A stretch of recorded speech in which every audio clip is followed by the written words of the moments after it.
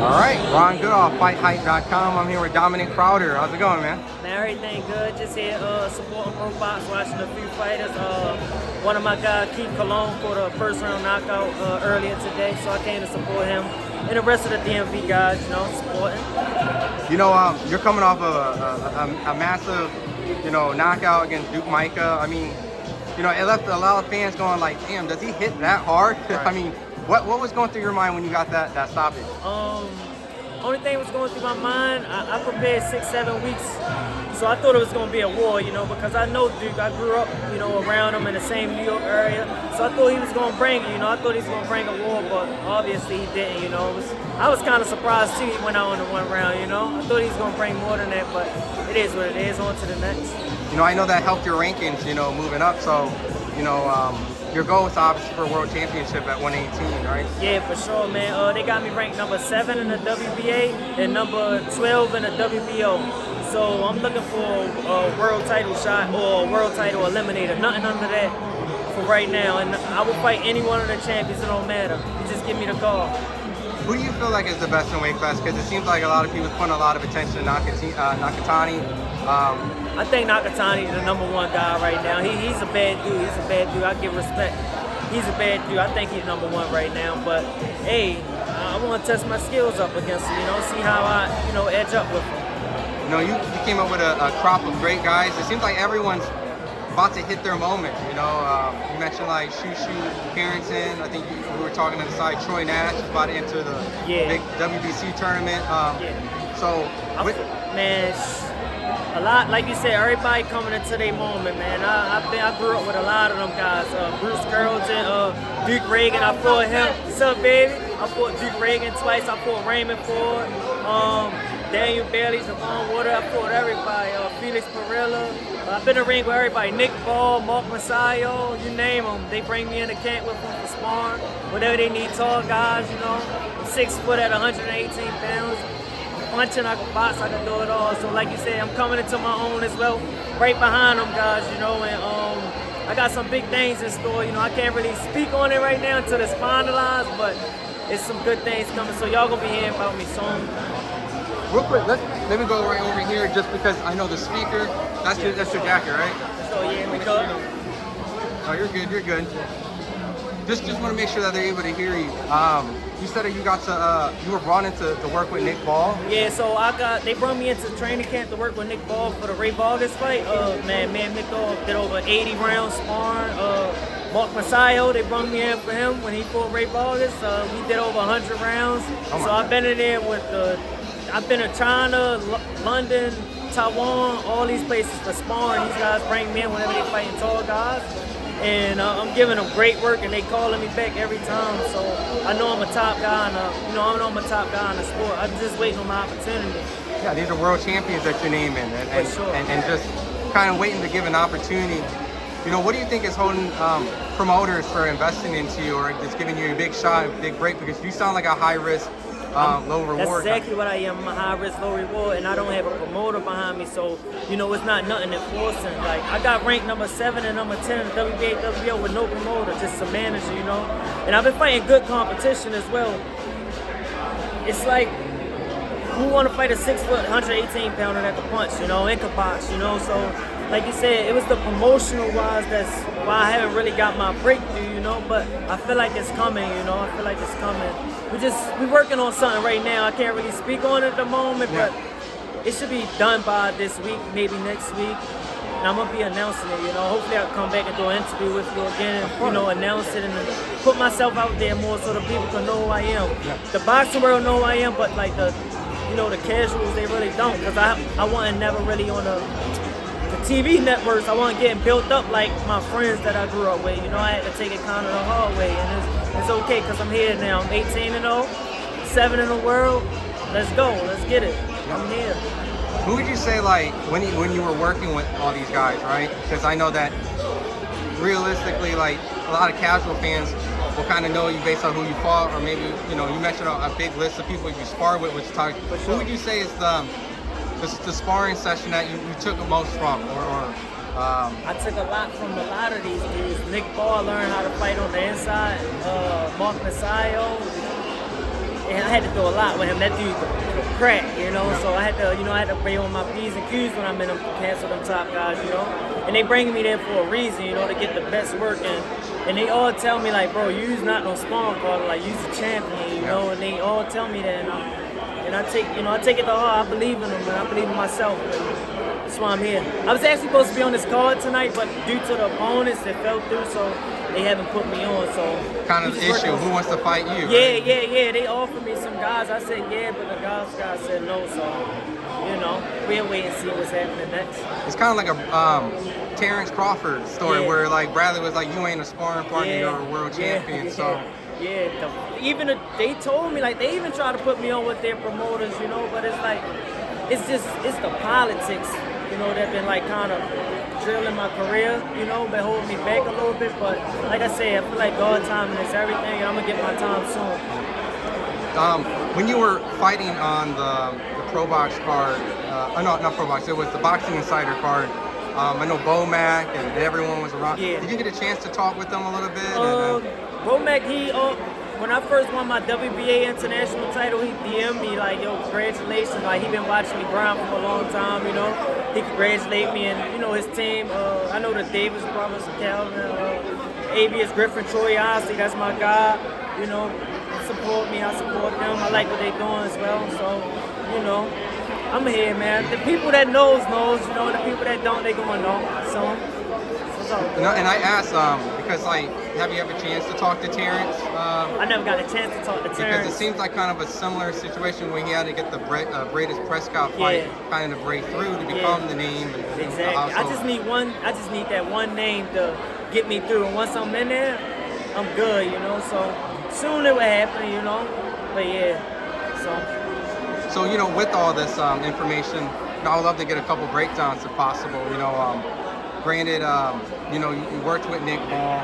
There's certain people that want to fight him. I know that maybe because you sparred him, maybe you have to be politically correct, but Shushu Carrington has been asking to fight Nick Ball and wanting to fight him. I sparred both of them. That's a great fight. That's a great fight right there. Like, I really, I want to stay out there. No, you can't.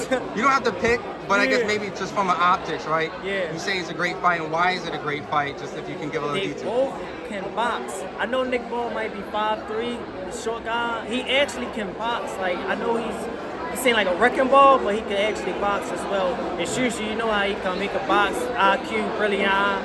Shushu could do everything in the ring. Like, I always tell him, like, yo, you was one of, we was in the amateurs, and I was telling him, like, you one of my favorite fighters. Like, you know, like, Shushu, I think he ready for all them top guys, you know. He a great fighter. Ray 4, I've been in the ring with him. I fought him in the amateurs. He got the win over me. He a great fighter as well. I feel like he match up good with all them guys as well. But yeah, I think Shushu ready. I think Shushu should go to the Ray Vargas fight first, wipe him out, and then go to Nick Ball. It make more sense, you know. Would you work with Shushu? Because it seems like, because you worked with, ironically, the two people that fought Ray Vargas. So you and I mean, you essentially the height, right? Yeah. Ray's pretty big, so. I feel like if Shushu get that fight against Ray Vargas or the what's the WBO, it's Espinosa. He gonna give me a ring. He gonna give me a call, and I'm gonna be that album. That's my guy. You know, because of you worked with Shushu before. You know, how do you think he does against Ray Vargas or Espinosa? Like, do you pick him to win? Yeah, for sure I pick Shushu to win. I feel like it's his time right now. He in his bag. He's 100% confident, and it's gonna be hard to beat him, man. Like, he putting the hard work behind the skill now. His hard work behind, like, the skill and the discipline and everything coming together for him. He developing into something special. Yeah. That's my guy right there for sure. How do you think, because you know, Raymond Ford's fighting tonight, and I know they're completely two different weight classes, but there's a little chatter between. I like it. I think it's good for boxing, you know. I think it's really good for boxing. Down that fight is a 50-50 fight. That should go either way, you know. It depends on who shows up that night, you know. That's a great fight right there. Awesome. For sure. Just some fights that are out around your outside of your weight class, but you know, Terrence Crawford's jumping up 2 weight classes to face Canelo Alvarez. Stylistically, on paper, you got a pressure fighter that's high IQ, and then you got a guy who can be defensive, slick, move, but also fights But the difference between, you know, the skills is weight. Do you think it plays a factor? It play a big factor. I feel like I love Terrence Crawford as a fighter. I feel like he should stay away from Canelo. I feel like Canelo just too big. He used to that weight class, you know, and you know with them 10-ounce gloves on, punches ain't gonna feel good for Crawford. No. Especially at this age in his career. Like he is a little older now. He actually older than Canelo. I feel like he should just stay away. He don't need that fight. He don't need it at all. He pretty much done. He don't have to prove nothing to us anymore. We get you now, Crawford. You're the best. You're the best. Like, just leave Canelo alone, you know? But do you think, like, there's any chance, you know, and I know that boxing there's always a chance, but, you know, you're concerned about the weight, but is there anything that you see that potentially can capitalize? Some people say Canelo's slowing down. He can box. Canelo's slow on his feet. Mm-hmm. I actually got one of my friends that camp with Canelo right now. So I know Canelo's slow on his feet, you know. Crawford real good on his feet. He can outbox him, but how long he could do that for until Canelo catch up with him, you know? He got 12 rounds. Canelo, he just, you know, it's like you the tree and he chopping at you until he catch up with you and then, you know? So that's how I feel about that fight. You think there's any chance that Crawford could hurt or buzz Canelo? Probably not. I don't think so. Canelo for bigger guys, bigger punchers, so Triple G couldn't really do it. You know, I don't really think Crawford can. You think you could, by any chance, watch the Floyd Mayweather formula, or is just... Yeah, that's when he was younger, though. You know, he ain't had that experience he had like he got now. He used to it, so, you know, he gonna have to cut that ring off on Crawford if he catch up to him. But, you know, I think it's a good fight, but I just want Crawford to stay away from him. That's all. Awesome. Another fight around the DMV area. It seems like the rematch might happen. Gervonta and Lamont Roach Jr. That's a good one. What did you think about the first fight, and how much do you think the second fight would be if they fought again? I was there. I feel like it was a good fight. I'm okay with the draw. I'm okay with the draw. I do want to see the second fight, you know. I feel like Tank gonna bring way more to the table for the second fight. I think Tank gonna win the second fight. He's just a monster. You know, that's another one of my guys. I've been in camp with him, Gervonta. He helped me out a lot in my career as well, from the same city. Yeah, I think Tank gonna win the second fight easily. He gonna work hard for this one. He gonna go and get this one. I feel like he might stop him. He might stop him in the second fight. Tank a bad boy. I'm calling it. I think Tank will get him in the second fight. What do you think might have been the reason? Is it Lamont had a great Lamont game brought plan? his game plan. Lamont was on point that night. He couldn't have been no better. It be like that sometimes. You get in the ring, you good, he good, the best man win. You know, Lamont was on point that night. He was down in Florida training Probox, getting the right sparring in, things like that. All that shit count, you know? And Tank must have, probably took him lightly, or I don't know, something that we don't know in that fight that just didn't play out right. But Tank, I think Tank in the second fight for sure. Do you feel like when you saw the fight, not taking credit away from Lamont, but you feel that Tank wasn't firing at all cylinders? No, I feel like he was firing. Just Lamont was on point. It was just night. that was the night that. Yeah, as a fighter, we know like sometimes dude just good as you know, and like. Best, like I said, the best man win. Lamont brung his shit that night, and Tank brung it, and it was just like, it wasn't there. It wasn't there, and about time Tank thought it was there, it was over. The fight was over. 12 rounds was over with, so it's a great fight, man. Lamont brung his best 8 games, and I'd love to see him part 2. You think Lamont can come with a better game plan and as well? You think, or is it just? I think that's Lamont, though. I think that right there, what he showed, I think that's probably all he got. I think that's all he got right there. Tank, we know he got some more in that bag. I seen it. So I know he got more in the bag, but it's just like it just wasn't there that night. And it be like that sometimes in the ring, you know? You have good nights, you have bad nights, and it's all good.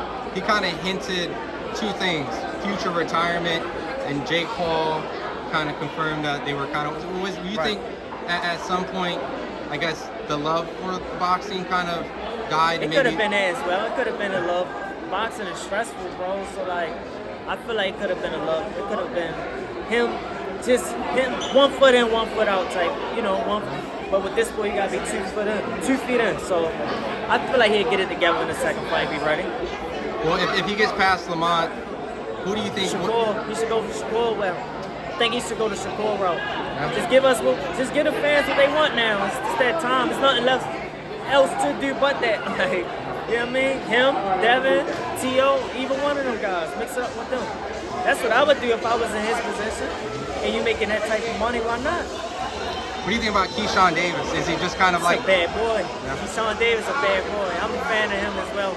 I watched him in the amateurs too. He always been a killer, a monster. Like, it's nothing new. Like, I knew he was gonna win a world title, and like everything he doing now, I kind of already seen it, like coming for him. And like I said, I'm happy of his success as well. Well, I think it's going to be announced that he's going to fight De Los Santos coming up. That's a good fight. What do you think about that fight? That's a risky fight for a hometown fight as well for him. But I think he gonna blow him out in the water though. You know, like I feel like Keyshawn just he on a different level. Like and Santos been off for a while, so I don't feel like he gonna be in that same bag he was in against Shakur and the other guys. He been off and inactive. That play a role. That play a role in the fight. And Keyshawn, he's in his bag right now. So Keyshawn. You think it's going to take away a little bit of credit because of the fact that Shakur beat him? Well, it's just the inactivity, I guess, in a sense, some people felt because. Yeah, I feel like he let his hype go down. Like he let his, his buzz went down. Nobody will remember him no more. Like he's just another high risk, low reward type of guy right now. Like so. But Keyshawn, I feel like Keyshawn could beat him any day. Yeah. Even if he was active, Keyshawn would beat him. Are you predicting like a knockout? No, just a boxing clinic. Would you be shocked that if Keyshawn was able to stop? If he stopped him, shit. Keyshawn won. Yeah. If he stopped him, because Santos ain't no slouch, He's a good guy. He been in New York sparring a lot too, so we got to see him too. So he pretty good. You got to see him spar, but you didn't spar with them? No, I didn't spar with him. Them guys are a little heavier. Yeah, a little heavier. I don't go past 140 spar, 135, 140, because I fight at 118. So. I mean, you said you sparred with Tank, so I mean that's. No, I ain't sparred with Tank. I was in camp with him Okay. for the Ryan fight, so I Okay. got to, I was sparring a few guys from this camp. Okay. So yeah. Awesome. Well, perfect. Well, right before I let you go, man, what do you want to tell the fans out there a little bit about you? And where Y'all they can follow me, man. Follow me on Instagram at Dimes10. And just keep up with me. I'm a bantamweight contender, just waiting on my opportunity to fight for one of these world titles. And I'm coming, man. I'm 18-0, 11 knockouts. Had a great amateur pedigree. I'm just waiting on my opportunity, man. That's all, man. Just look forward to seeing me soon.